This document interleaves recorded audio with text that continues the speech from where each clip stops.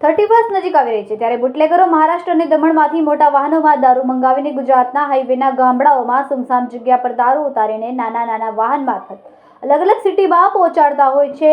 31 નજીક આવી રહી છે ત્યારે બુટલેગરો મહારાષ્ટ્ર અને દમણમાંથી મોટા વાહનોમાં દારૂ મંગાવીને ગુજરાતના હાઈવેના ગામડાઓમાં સુમસામ જગ્યાઓ પર દારૂ ઉતારીને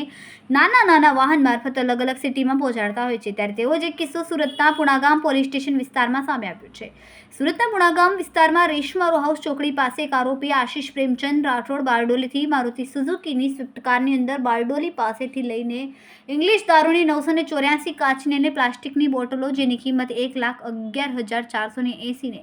કાર એમ મળીને કુલ 6,21,480 રૂપિયાનો મુદ્દામાલ રેશમા ચોકડીથી જપ્ત કરીને બારડોલીથી દારૂ મોકલનાર અને લેનાર આરોપીને વોન્ટેડ જાહેર કરીને પુણા પોલીસ દ્વારા આગળની કાર્યવાહી હાથ ધરવામાં આવી।